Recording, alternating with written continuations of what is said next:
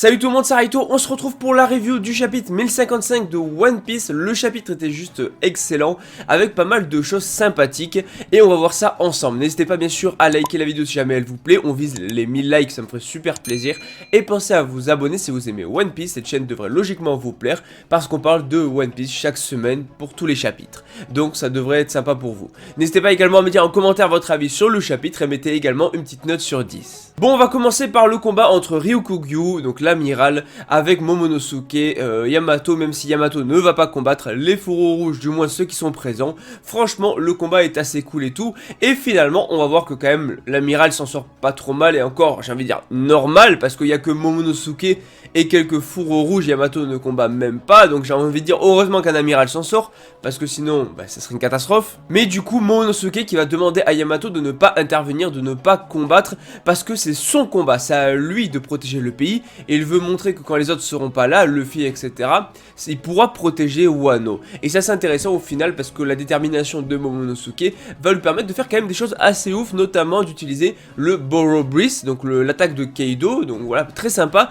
et en plus de ça, ça va réussir à blesser Ryukugyu. Ryukugyu qui va être blessé sans forcément voilà, avoir de gros dégâts non plus, mais ça va le toucher. D'ailleurs, Ryukugyu qui va traiter Momonosuke de sale imitateur de Kaido, et il confirme que si Kaido était encore sur Wano, à aucun moment il serait venu, et en fait c'est tout à fait logique. D'ailleurs, en plus de ça, dans le combat, il va utiliser donc du coup son fruit du démon, le Morimori no Mi, qui est un type Logia, et il va transpercer Raizo, même si je pense pas qu'il meure. Et on a Kawamatsu, Nekomamushi et tout qui vont essayer de découper les branches de Ryukugyu, alias Aramaki, pour essayer de protéger Raizo. Bon, au final, le combat Ryukugyu contre les fourreaux rouges, c'est pas vraiment ce qui est le plus intéressant dans le chapitre, parce que c'est vrai que chaque amiral à son entrée a vraiment fait à chaque fois une apparition assez forte, assez marquante en termes de démonstration de puissance, et pour l'amiral en vrai c'est pas trop ça je trouve, en tout cas pas pour celui-là. Bon, en tout cas il va quand même voilà être blessé par Momonosuke, au final on a droit à un petit combat qui montre un peu la puissance donc de l'amiral, ça reste sympatoche, mais le combat finalement va être interrompu parce que on va voir littéralement des éclairs dans le ciel, mais c'est pas tout, parce que avec ces éclairs qu'est-ce qu'on a? On a bien évidemment Shanks le roux, oui voilà Shanks le roux qui va lâcher son haki des rois, forcément tous les nouveaux, les rookies de son équipage vont tomber.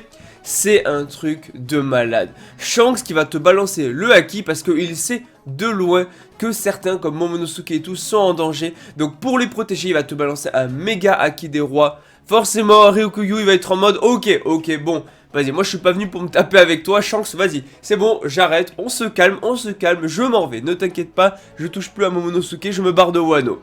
Et forcément, l'amiral qui est parti un peu la queue entre les jambes, enfin... pas forcément le terme, j'ai envie de dire, il pouvait pas affronter un Yonko plus tout son équipage, hein. Shanks avec son équipage entier, c'était impossible pour lui de l'affronter. Moi, je vais pas vous mentir, je vous le dis, Shanks déjà l'éclate, Shanks éclate pour moi Aramaki, mais si en plus il y a son équipage, plus Luffy, plus tout ça, le mec n'a littéralement aucune chance. Je vois même pas dans sa tête s'il galère contre Momonosuke et qu'il se fait prendre des dégâts par Momonosuke. Je ne comprends même pas comment il a pu, ne serait-ce qu'une seconde, se dire qu'il pouvait vaincre Luffy qui a battu Kaido. Alors c'est vrai que comme Shanks le précise, ils sont en train encore de guérir un peu leurs blessures de la bataille, surtout qu'ils ont marqué l'histoire à jamais. L'histoire de la piraterie a été marquée, et là franchement c'est un événement qui ne se reproduira plus jamais. Deux Yonko qui vont chuter en même temps comme ça, qui sont là depuis je ne sais combien d'années dans la piraterie, ça n'arrivera plus. D'autant plus qu'on a une phrase super intéressante de Shanks qui justement va dire qu'il peut pas blâmer l'amiral de faire ça, voilà c'est un amiral, il fait partie de la marine, ok. Par contre, voilà, il lui dit, est-ce que t'as si peur? Enfin, il lui dit, pas vraiment face à face, parce que finalement, Shanks est hyper loin, mais Ryukugyu, rien qu'en sentant sa puissance, il va se barrer. Mais surtout, on a Shanks qui dit, voilà, est-ce que t'as si peur que ça de la nouvelle ère? Oui, c'est un truc de malade, cette nouvelle ère-là, avec la pire génération, désolé, mais elle est juste insane. On a là la génération la plus puissante qu'aura connu le monde de la piraterie. Je rappelle que 3 de la pire génération, 3 rookies, notamment Luffy, Kid et Law, ont déjà des primes de 3 milliards qui sont supérieures à celles de Barbe Noire qui est empereur. Baggy, on ne sait pas encore sa prime, mais pour avoir 3 donc rookies qui ont déjà des primes à 3 milliards assez jeunes, très jeunes au final, c'est un truc de faux. Oui, la nouvelle ère, la nouvelle génération dépassera l'ancienne, ce qui est assez propre au shonen Negetsu. Dans Naruto, Sasuke, Naruto, etc. ont dépassé l'ancienne génération, et c'est ça dans pas mal en fait de shonen Negetsu de toute façon, et c'est assez intéressant parce que c'est pareil dans My Hero Academia. On se doute qu'à la fin, voilà, Bakugo, Midoriya et tout dépasseront l'ancienne génération, donc voilà. Mais vraiment, c'est quelque chose que j'aime bien, et les phrases de Shanks sont assez ouf. Et c'est la première fois en fait qu'on voit aussi longtemps Shanks dans One Piece. C'est la première fois que Shanks, on le voit autant, en autant de chapitres, tu vois, c'est un truc de fou. Et on peut le dire, Shanks énervé que l'amiral s'en prenne à Momonosuke, à Iori, tout ça, parce que oui, on a le droit à des petits flashbacks, où justement on voit Luffy, on voit Momonosuke, on voit Iori, et on voit quelqu'un d'autre. Ça semble être Uta du film One Piece Red, même si ça restera à confirmer, mais ça pourrait confirmer qu'elle est canon. Mais franchement, c'est insane, parce qu'il a des liens avec les gens sur Wano, et il a surtout la nouvelle génération, et il est là pour la protéger, pour justement protéger ces jeunes qui viennent de faire tomber 2 Yonko à l'instant. C'est un truc de malade, c'est un truc de fou. Shanks, on te kiffe, en plus Shanks énervé, c'est énorme. Sinon, par contre, Ryukugyu va dire un truc intéressant: je ne me battrai pas contre toi aujourd'hui. Enfin, du moins pas aujourd'hui. Donc là, ça souligne que peut-être avec de la préparation plus tard, ils ont prévu, la marine, en tout cas Ryukugyu, je ne sais pas, de vaincre Shanks par la suite. Bon, ça ne se fera pas tout de suite, voilà, on a des années-lumière d'un amiral qui peut battre un Yonko. Enfin, tout dépend en fait quel Yonko. Pour moi, un amiral, ça dépend, il peut battre certains Yonko. Je pense, à moins que Baggy, voilà, on sait pas le pourquoi du comment il est devenu empereur, donc peut-être qu'il a dévoilé une grande puissance ou je ne sais quoi, ou qu'il a volé une arme antique, on sait jamais, avec Baggy il est capable de tout, mais qu'il a fait un truc de fou, qu'il est gagné en puissance. Il y a même, j'ai vu une théorie d'ailleurs hyper intéressante où justement il disait que Baggy aurait recruté, parce que la théorie je sais plus où je l'ai vu, ça doit être Twitter ou alors c'est dans les commentaires, vos commentaires à vous, je sais plus, qui disait que Baggy aurait recruté tous les Shishibukai dans son équipage parce que du coup ils sont tous pourchassés par la marine, hein, donc ils auraient fait une alliance où Baggy serait devenu donc celui qui a tout recruté tout le monde, donc il est devenu logiquement l'empereur sans être forcément le plus fort mais le plus influent, et ce serait juste énorme. Imaginez un équipage avec du coup Crocodile qui est un ancien Shishibukai, avec du coup Baggy, avec Boa, avec Mihawk, ça serait un truc de malade où ils s'allient ensemble sans forcément que tu vois il y ait de hiérarchie entre eux au final, hein, voilà, juste qu'ils s'allient pour voilà se mettre contre la marine quoi en gros. Donc la théorie est assez intéressante et elle mériterait d'être aboutie, franchement ça pourrait être super cool, mais pour revenir du coup à Baggy, on sait pas comment il est devenu empereur et tout, mais oui un amiral je pense, à moins qu'il ait dévoilé un truc de fou, peut battre Baggy, y a pas de problème là-dessus. Pour ce qui est de Barbe Noire, je pense pas que tous les amiraux pourraient battre Barbe Noire. Après on sait pas ce qu'il est devenu maintenant, peut-être qu'il a encore des trucs.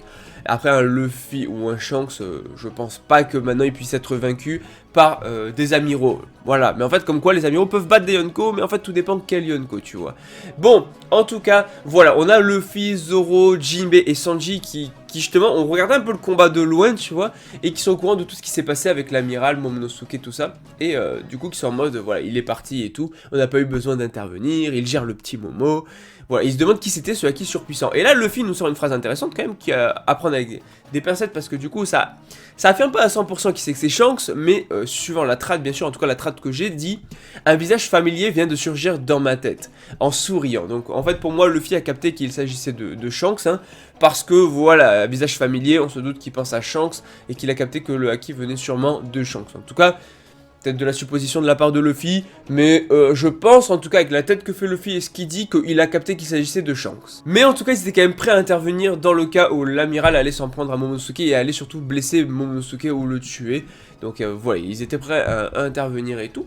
Maintenant on va parler d'un point crucial en fait du chapitre, un point crucial. C'est bon, on a parlé de Ryukugyu, on a parlé des dingueries par rapport à Shanks, maintenant on va parler d'une autre dinguerie, des révélations. Plus voilà, c'est pas du combat, c'est pas de la démonstration de force, là on est dans de la révélation, du scénario, dans des choses apportées, des révélations de fou, avec justement le fameux Rod Poneglyph, avec le père d'Oden, Sukiyaki, qui va emmener Robin et Law voir le Rod Poneglyph. Law qui s'est rajouté parce qu'il voyait pas Robin à la fête. Il s'est dit, il y a un petit truc suspect, en même temps, c'est la seule femme qui s'intéresse au Rod Poneglyph vraiment, au Poneglyph tout court même, et qui du coup, voilà, a disparu, donc logiquement, sachant que devait y avoir à Wano un Rod Poneglyph, il a suivi Robin, il a retrouvé Robin, et il va découvrir les secrets aussi. Donc il trouve le dernier Rod Poneglyph, qui justement est, surtout le dernier avant, enfin il en reste plus qu'un avant Loftail, mais maintenant ce qui est intéressant c'est que du coup voilà, il ne l'a jamais dit à Orochi, à Kaido, tout ça, mais le fait qu'il y ait Jack du coup dans l'équipage, ça fait que c'était un homme poisson, et vu que c'est un homme poisson, il n'a pas eu trop de mal à trouver le Rod Poneglyph, puisqu'au final ça se situe sous l'eau. Enfin en fait le truc c'est vraiment que il y avait un ancien Wano et il y a un nouveau Wano, c'est-à-dire qu'il y avait un ancien Wano, donc c'était le Wano de l'époque, il y a 800 ans, qui était au pied du mont Fuji au niveau de la mer. Et en fait, voilà, ils ont construit des murs autour. Et en fait, ces murs qu'ils ont construits autour, ça a fait que la pluie, l'eau de la pluie s'est accumulée. Au final, c'est un peu comme la montée des eaux à Water 7, mais pas vraiment non plus, parce que là, voilà, c'est l'eau de pluie qui s'est accumulée, et ça fait que du coup, finalement, l'ancien Wano s'est retrouvé submergé sous l'eau de pluie, et ça n'a pas été, on va dire, endommagé, parce que justement, c'était pas de l'eau de mer, c'était l'eau de pluie. Donc ça, c'est intéressant, l'eau de la pluie a monté, donc l'ancien Wano a été recouvert, et au final, il y a un nouveau Wano qui a été créé au niveau du mont Fuji. Donc ça c'est intéressant, ça permet d'avoir des révélations et un peu des informations sur le lore, l'univers autour de Wano, de One Piece et tout. Donc ça c'est toujours ce genre de petit truc qui te fait kiffer. Mais c'est pas tout parce qu'on apprend que bon il y a le roi de Poneglyph, il y aura sûrement des informations dessus dont on en entendra parler après. Mais surtout a priori un peu plus loin dans le mont Fuji, si on avance il y aurait l'arme antique Pluton. Oui, Pluton nous avait été révélé être sur Wano, et on apprend qu'elle serait juste un petit peu plus loin. Maintenant, apparemment, pour libérer Pluton, il faudrait ouvrir les frontières de Wano en détruisant les fameux murs. Maintenant, le truc, c'est que Oden voulait détruire ces murs, voulait libérer Wano, donc il voulait libérer Pluton. Maintenant, va savoir ce qu'il a appris sur Pluton, les armes antiques ou autres, quand il était sur les mers avec l'équipage de Goldie Roger, donc avec le roi des pirates. Donc maintenant, voilà, il a appris sûrement des choses auxquelles, du coup, le père d'Oden n'est pas au courant, en fait, parce que lui, il a que ce qui a été transmis dans la famille, mais pas ce qui a été transmis, enfin voilà, il ne sait pas tout, et Oden a savait des choses, c'est pour ça qu'il voulait libérer Wano. Maintenant, je trouve l'info super intéressante. Donc Pluton est bel et bien sur le Wano, donc on a la confirmation, mais surtout on sait que c'est pas très loin de là où ils sont. Bref, en tout cas, si Momo veut au final libérer Wano et détruire les murs, ça libérera maintenant Pluton. Alors à voir ce qui est réellement Pluton, on ne sait pas exactement voilà ce que ça représente, on sait que c'est une arme mais on ne sait pas quoi, parce que par exemple Shiroshi est bien une arme et pourtant une arme antique et pourtant tu vois c'est un être vivant, donc on verra ce qui est réellement Pluton.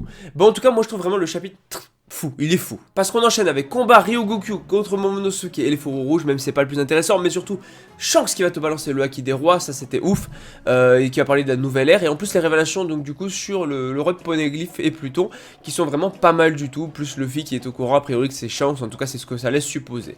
Moi je trouve le chapitre excellent, toi dis-moi en commentaire qu'est-ce que tu penses du chapitre, mais également une note sur 10, pense bien sûr à liker la vidéo si jamais elle te plaît, dis-moi en commentaire ton avis sur tout ça, voilà je veux savoir, abonne-toi si t'aimes One Piece, cette chaîne est faite pour toi, on parle de One Piece chaque semaine, parce que One Piece c'est la vie, One Piece on a toujours des dingueries, et maintenant la bagarre des fans de One Piece je ne comprends pas, les pro Amiro, les pro Yonko, vous n'êtes pas obligés de vous insulter, c'est pareil, je comprends pas pourquoi les communautés de différents youtubeurs One Piece, moi personnellement je regarde pas de youtubeurs One Piece pour pas que ça influence mes vidéos, en fait je regarde pas de youtubeurs sur les mangas dont je parle justement pour pas influencer mes vidéos, donc One Piece en fait partie.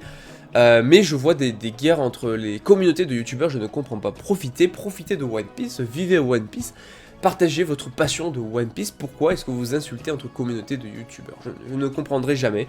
C'est pour ça que du coup je suis pas dans ce délire là, j'engage pas du tout ma communauté à aller insulter n'importe quel youtubeur. Vous pouvez aller voir les autres youtubeurs, il n'y a aucun souci. Partagez juste votre passion, voilà, faites-vous plaisir, je ne comprendrai jamais les bastons, les bagarres entre communautés, même entre youtubeurs One Piece, je ne comprendrai pas.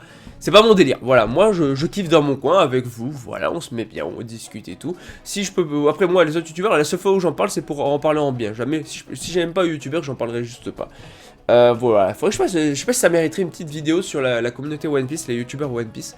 J'en ai jamais parlé, mais histoire de donner mon point de vue un petit peu dessus. Je sais pas si vous voulez une vidéo sur ça, dites-moi en commentaire. En tout cas moi je vous dis à la prochaine, allez, ciao tout le monde.